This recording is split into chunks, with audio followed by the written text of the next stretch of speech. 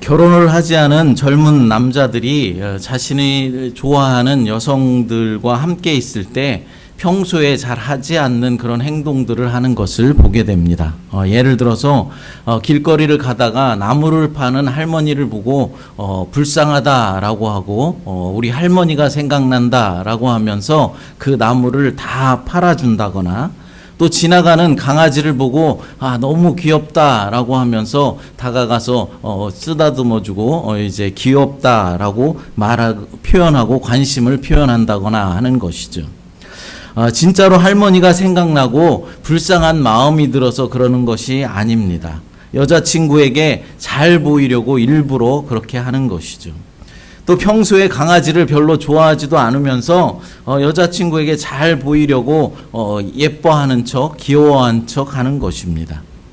자신이 불쌍한 사람을 보면 그냥 지나치지 못하는 그런 따뜻한 마음을 가진 사람이다라는 것을 보여주고 싶고, 동물까지도 사랑하는 그런 사랑이 깊은 그런 마음을 가진 사람이다라는 것을 보여주고 싶은 것이죠. 그래서 좋아하는 여성의 마음을 사기 위한 것입니다. 좋아하는 여성을 차지하기 위한 이 남성들의 이러한 외식은 그래도 봐줄만 합니다. 귀엽습니다. 오히려 여성들은 자신에게 잘 보이기 위해서 이렇게 외식하는 남자를 더 좋아하기도 합니다. 그런데 문제는 우리가 하나님 앞에 외식하는 것이 문제다라는 것이죠. 실제로는 별로 믿음도 없는데 대단한 믿음을 가지고 있는 척 하는 것이 문제라는 것이죠. 오늘 본문에서는 예수님께서 두 가지 문제를 놓고 외식하는 서기관과 바리새인들에 대해서 제자들에게 경고하시는 말씀의 내용입니다. 뭐라고 하십니까? 진실하게 하고 은밀하게 하라라고 말씀하십니다. 무엇을 진실하게 하고 무엇을 은밀하게 하라는 것입니까? 첫 번째로 구제하는 일입니다. 본문 2절 말씀 읽어보겠습니다. 너는 구제할 때 오른손이 하는 것을 왼손이 모르게 하여 내 구제함을 은밀하게 하라. 은밀한 중에 보시는 너희 아버지께서 갚으시리라. 아멘. 오른손이 하는 것을 왼손이 모르게 하라라고 말씀합니다. 그만큼 아무도 모르게 은밀한 중에 구제하라라는 것이죠. 그러면서 은밀하게 구제한 사람에게는 은밀한 중에 보시는 하나님께서 갚아주실 것이다 라고 말씀하십니다. 사람들의 칭찬을 유도하기 위해 구제하는 사람들과는 이미 계산이 다 끝났지만은 은밀하게 하는 사람들에게는 하나님이 내리실 상이 아직 있다라는 것입니다. 하나님은 우리의 선행에 대해서 이 땅에서도 적절한 때에 갚아주시겠지만 천국에서도 영원한 상으로 베풀어 주십니다. 사랑하는 여러분, 우리는 교회가 어려운 이웃에게 베푸는 온정을 한번 뒤돌아 보아야 할 필요가 있습니다. 구제는 교회가 반드시 해야 할 중요한 사역 가운데 하나임은 틀림없습니다. 하지만 악수를 하며 사진을 찍는 듯 너무 요란하게 구제하지 말아야 한다라는 것입니다. 하나님은 교회가 은밀하면서도 진실하게 선을 베푸는 일에 기뻐하십니다. 두 번째로 기도하는 일입니다. 본문 5절 말씀 읽어보겠습니다. 또 너희는 기도할 때 외식하는 자와 같이 하지 말라. 그들은 사람에게 보이려고 회당과 큰 거리 어귀에 서서 기도하기를 좋아하느니라. 내가 진실로 너에게 이르노니 그들은 자기 상을 이미 받았느니라. 아멘. 예수님은 우리가 구제할 때처럼 기도할 때도 외식하는 자들, 그러니까 서기관이나 바리새인처럼 기도하지 말라라고 말씀하고 있습니다. 유대인들은 서서 기도하기도 했고 또 앉아서 기도하기도 했습니다. 무릎을 꿇고 기도하기도 했고 엎드려서 기도하기도 했습니다. 여러 가지 자세로 기도를 드렸죠. 심각하고 어려운 기도를 드릴 때는 무릎을 꿇거나 엎드려서 기도를 드렸지만은 가장 흔하게 했던 기도는 일어서서 손을 높이 들고 기도하는 자세였습니다. 사람들의 눈에 잘 띄는 기도였기에 바리새인들은 대개가 일어서서 손을 높이 들고 하늘을 향해 높이 손을 뻗고 하나님 앞에 기도를 드렸습니다. 그런데 예수님이 문제를 삼으시는 것은 그렇게 기도하는 자세가 문제가 아니라 기도하는 사람의 마음 자세가 문제라는 것입니다. 하나님 앞에 진실한 마음으로 드리는 기도가 되어야 하는데 외식하는 자들은 하나님이 그들의 기도를 들으시는가에 대해서는 별 관심이 없었습니다. 그럼 이들의 관심사는 무엇이었겠습니까? 기도하는 자신들의 모습이 다른 사람들에게 어떻게 보여지는가에 대해서 관심을 가지고 있었습니다. 이들은 구제할 때처럼 기도할 때도 사람들의 눈에 띄기 위해서 회당이나 큰 거리 어귀에서 큰 소리로 기도하기를 즐겼습니다. 회당은 당시 기도의 집으로 불렸으며 유대인들의 기도 처소였습니다. 그래서 회당에서 기도드리는 것은 별 문제가 없어 보입니다. 하지만 유대인들은 회당의 앞좌석에 나와서 모든 사람들이 다 들을 수 있도록 큰 소리로 기도하였다라는 것이 문제입니다. 누가복음 18장 11절 말씀 읽어보겠습니다. 바리새인들은 서서 따로 기도하여 이르되 하나님이여 나는 다른 사람들 곧 토색, 불의, 간음하는 자들과 같지 아니하고 이 세리와도 같지 아니함을 감사하나이다. 아멘. 어떤 바리새인이 기도하는 모습입니다. 그런데 다른 사람들이 다 듣도록 자신의 의로움을 지금 뽐내고 있고 다른 사람, 그러니까 세리의 잘못을 지적하면서까지 기도를 하고 있는 것이죠. 또한 전혀 기도하는 장소가 아닌 거리에 나가서도 기도했다라고 합니다. 거리는 기도드리는 장소가 아니죠. 그리고 기도하기에 적합한 장소도 아닙니다. 하지만 사람들의 눈에 쉽게 띄는 장소가 거리입니다. 바리새인들은 거리에 서서 하늘을 향해 손을 높이 들고 기도하기를 즐겼습니다. 왜냐하면 사람들 앞에서 자기의 영성을 과시하기가 쉽기 때문에 그렇습니다. 예수님은 이렇게 기도하는 자들은 이미 자기 상을 받았다라고 말씀하고 있습니다. 그들은 이미 자신들이 원하는 것, 그러니까 사람들의 관심을 받았고 사람들의 칭찬을 받았으므로 하나님이 추가로 주실 것은 없다라는 것이죠. 그렇다면 예수님은 어떻게 기도해야 한다라고 말씀하고 있습니까? 두 가지를 제시하고 있습니다. 첫째는 골방에 들어가서 은밀한 중에 계시는 아버지께 기도하라라고 하십니다. 본문 6절을 읽어보겠습니다. 너는 기도할 때 내 골방에 들어가 문을 닫고 은밀한 중에 계신 내 아버지께 기도하라. 은밀한 중에 보시는 내 아버지께서 갚으시리라. 아멘. 당시 유대인들의 가옥은 보통 3층으로 되어져 있었습니다. 1층은 사람이 사는 곳이 아니라 짐승들이 머무는 헛간이었습니다. 그리고 2층에는 큰 방 하나가 있는데 그 2층 큰 방에서 온 가족이 같이 지냈습니다. 그리고 3층은 곡식을 저장하거나 말리는 장소로 사용되는 창고 역할을 하였습니다. 그럼 골방은 어디 있었을까요? 골방은 온 가족들이 함께 머무는 2층의 방 한쪽 구퉁이에 작은 코너가 있었는데 그곳에 이제 잡동사니를 넣어놓는 그런 조그만 공간이 따로 있었습니다. 어떻게 생각하면 골방은 온갖 것으로 채워져 있는 가장 경건하지 않은 공간이다라고 생각할 수 있습니다. 그러나 가장 사적인 공간입니다. 다른 가족의 방해를 받지 않고 하나님과 가장 깊은 교제의 시간을 나눌 수 있는 그런 장소였다라는 것이죠. 예수님은 집안 가장 은밀한 곳에서 기도하면은 은밀한 중에 계시는 하나님께서 갚아주실 것이다 라고 말씀하십니다. 우리 하나님은 은밀한 곳, 보이지 않는 곳에 계시는 은밀한 분이시며 성도들의 은밀한 기도를 들으시고 갚아주시는 분이십니다. 사랑하는 여러분, 여러분에게는 골방들이 있습니까? 그 누구의 방해도 받지 않는 은밀한 곳에서 드리는 그런 기도의 시간들이 있느냐라는 것입니다.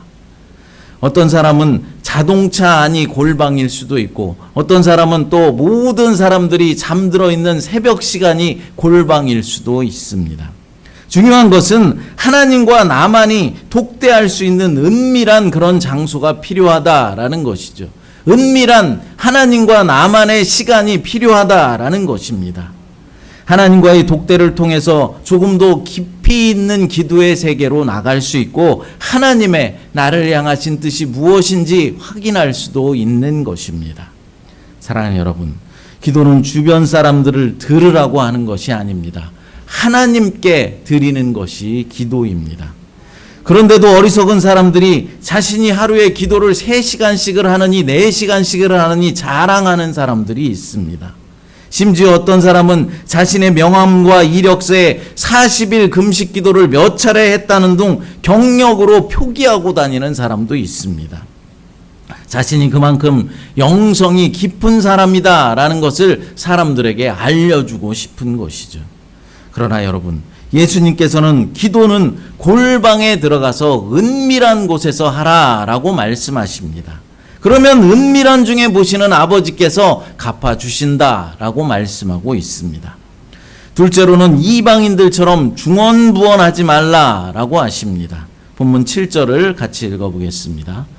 또 기도할 때 이방인과 같이 중언부언하지 말라. 그들은 말을 많이 하여야 들으실 줄 생각하느니라. 아멘. 앞에서는 유대인들의 기도를 예로 들었던 예수님께서 이번에는 이방인들의 기도를 예로 들어서 이방인들처럼 중언부언하지 말라라고 말씀하고 있습니다. 여기서 중언부언하는 기도는 어떤 기도를 말하는 것일까요? 그것은 별 내용이나 의미도 없이 계속해서 수없이 반복하는 기도나 아무런 생각 없이 같은 말을 수없이 반복하는 것을 말하는 것입니다. 열왕기상 18장 26절 같이 읽어보겠습니다. 그들이 받은 송아지를 가져다가 잡고 아침부터 낮까지 바알의 이름을 불러 이르되 바알이여 우리에게 응답하소서 하나 아무 소리도 없고 아무 응답하는 자도 없으므로 그들이 그 쌓은 제단 주위에서 뛰놀더라. 아멘. 이게 무슨 장면입니까? 갈멜산에서 엘리야 선지자와 능력 대결을 펼치던 바알의 선지자들이 대답 없는 바알 신에게 아침부터 낮까지 계속해서 바알이여 우리에게 응답하소서, 바알이여 우리에게 응답하소서라고 수없이 반복하고 있는 장면을 표현하고 있는 것이죠. 이것이 바로 중언부언하는 기도의 예입니다. 똑같은 말을 수없이 반복하고 있는 것입니다. 여러분, 기도하는 것은 성도들의 당연한 의무입니다. 그리고 기도는 성도들이 당연히 해야 하는 것이죠. 예수님께서도 기도하셨습니다. 긴 시간 동안, 오랜 시간 동안 예수님은 기도하셨습니다. 누가복음 6장 12절 읽어보겠습니다. 이때에 예수께서 기도하시러 산으로 가사 밤이 새도록 하나님께 기도하시고 아멘. 예수님은 밤이 새도록 긴 시간을 기도하셨다라고 말씀하는 것입니다. 그리고 심지어 예수님은 겟셋마네 동산에서 같은 기도를 반복해서 하신 적도 있습니다. 마태복음 26장 44절 읽어보겠습니다. 또 그들을 두시고 나가사 3번째 같은 말씀으로 기도하신 후 아멘. 똑같은 기도를 예수님께서도 3번씩 반복하셨다라고 하십니다. 그러니까 기도를 길게 하지 말라라는 그런 말을 하려는 것이 아닙니다. 다만 같은 내용을 너무나 주문을 외우듯이 수도 없이 반복하거나 별 내용도 없이 질질 끄는 기도를 반대하시는 것입니다. 어떤 분들은 주기도문을 10,000번을 외우면 모든 문제가 다 해결되고 형통할 수 있다라고 말하는 사람도 있습니다. 마치 주문을 외우듯이 주기도문을 반복해서 계속 외우면은 모든 일이 다 이루어지고 복을 받는다라는 것이죠. 또 어떤 사람들은 기도의 시간이 길면 길수록 그 효력이 더 좋다라는 그런 미신적인 생각을 가지고 있는 사람도 있습니다. 그러나 여러분, 우리 하나님은 인격적인 분이십니다. 하나님은 우리가 구하기 전에 우리가 있어야 할 것, 우리가 필요한 것을 미리 다 알고 계십니다. 본문 8절 말씀을 읽어보겠습니다. 그러므로 그들을 본받지 말라. 구하기 전에 너에게 있어야 할 것을 하나님 너희 아버지께서 아시느니라. 아멘. 우리가 구하기 전에 우리에게 있어야 할 것을 미리 아신다라고 하십니다. 우리에게 필요한 것들을 이미 다 아시는 하나님께 우리가 매달린답시고 같은 내용을 수없이 반복하는 기도를 할 필요가 있겠습니까? 차라리 그런 시간에 다른 사람들을 위한 중보 기도를 한다거나 성경 말씀을 한 장을 더 읽는 것이 더 나을 것입니다. 또한 하나님께서 기먹어서 잘 못 들으시거나 우리의 말을 잘 이해하지 못하시거나 집중하지 않으시는 그런 분이 아니십니다. 그러니 굳이 큰 소리로 같은 내용을 수없이 반복해서 기도드릴 필요가 없다라는 것이죠. 그런데 이런 말씀을 드리면은 꼭 오해하시는 분들이 생깁니다. 특별히 평소에 별로 기도하지도 않는 분들이 이상한 말을 합니다. 그럼 기도를 오래 하지 말라는 건가요? 큰 소리로 기도하는 통성기도 같은 것 하지 말라는 것인가? 그런 말이 아닙니다. 때로는 우리가 큰 소리로 통성기도를 해야 할 때가 있습니다. 때로는 오랜 시간 신음하면서 하나님께 엎드려 기도해야 할 때도 있습니다. 다만 이방인들이 주문을 외우듯이 같은 말을 계속해서 반복해서 긴 시간을 기도해야 응답받을 수 있다라는 생각이 잘못되었다라는 것이죠. 여러분, 사실 기도는 하나님의 의지나 하나님의 계획을 바꾸는 것이 목적이 되어서는 안 됩니다. 오히려 기도하면서 나의 생각과 가치, 나의 계획과 의지 등을 하나님의 말씀에 따라 바꿔가는 것이 가장 큰 목적이 되어야 하는 것입니다. 예수님께서도 겟셋마네 동산에서 3번이나 하나님 이 잔을 내게서 옮겨주옵소서 라고 기도하셨지만 결국 하나님의 뜻에 따라서 십자가의 길을 걸어가셨습니다. 기도는 바로 그런 것입니다. 내 뜻을 관철시키는 것이 아니라 오랜 기도를 통하여서 하나님의 뜻을 깨닫고 하나님의 뜻에 순종하게 되는 것이 바른 기도임을 깨닫게 되시기를 바랍니다. 사랑하는 여러분, 오늘 말씀에서 예수님은 서기관과 바리새인들처럼 사람들에게 보이려고 기도하지 말고 사람들에게 칭찬받으려고 구제하지 말라라고 제자들에게 경고하십니다. 그럼 어떻게 해야 한다고 하십니까? 진실함으로 하고 은밀하게 하라라고 말씀하십니다.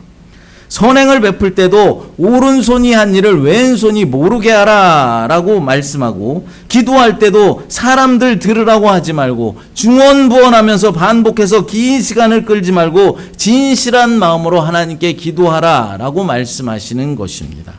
본문 1절 말씀 같이 읽어보겠습니다.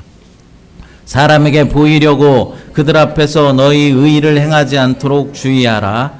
그리하지 아니하면 하늘에 계신 너희 아버지께 상을 받지 못하느니라. 아멘. 오늘 말씀의 대원칙의 말씀입니다. 사람에게 보이려고 의의를 행하지 말고 선을 행하지 말라라는 것이죠. 우리가 선을 베푸는 것도 하나님께서 이미 나에게 엄청난 은혜와 엄청난 사랑을 베풀어 주셨기 때문에 그 사랑에 감사함으로 받은 사랑을 내 이웃에게 베풀고 나누는 것이고, 우리가 기도하는 것은 내 고집과 내 뜻을 꺾고 하나님의 뜻에 순종하기 위해서 기도드리는 것입니다. 누군가에게 자신의 선행을 알리기 위해 구제하거나 자신이 영적인 사람이라는 것을 보이기 위해서 기도하는 것이 아닙니다. 사람들에게 보이려고 구제하고 기도하는 사람은 어떻게 된다라고 말씀하고 있습니까? 하늘에 계신 너희 아버지께 상을 받지 못한다라고 말씀하십니다. 상을 받지 못한다는 것은 하나님이 주시는 의의 면류관을 받지 못한다라는 것이죠. 그러니까 이 말씀은 구원받지 못한다라는 말이 되는 것입니다. 아주 무서운 말씀입니다. 그러므로 우리는 사람에게 보이려고 기도하는 것이 아니라 진실함으로 기도드려야 하고, 사람에게 칭찬받으려고 구제하는 것이 아니라 은밀하게 선을 베풀어야 하는 것입니다. 사랑하는 여러분, 우리 사람들에게가 아니라 하나님 아버지께 잘했다 칭찬받는 저와 여러분 모두가 되시기를 간절히 축복합니다. 주님만이 왕이십니다. 찬양 부르시고 함께 기도하겠습니다. 하나님 아버지 감사합니다. 오늘 말씀을 통하여서 우리가 선행을 베풀고 기도하는 것이 다른 사람에게 잘 보이려고 하거나 칭찬받으려고 하는 것이 아니라 우리의 영성을 과시하기 위한 것이 아니라는 것을 깨닫게 하시니 감사합니다. 우리가 이웃에게 선을 행하는 일도 하나님의 은혜요. 우리가 기도할 수 있는 것도 하나님의 은혜임을 믿습니다. 사람에게 칭찬받는 자가 아니라 하나님 아버지께 잘했다 칭찬받는 우리 새마음교회 모든 성도들이 될 수 있도록 하나님 축복하여 주시옵소서. 함께 하실 주님을 찬양하오며 거룩하신 예수님의 이름으로 기도드리옵나이다. 아멘.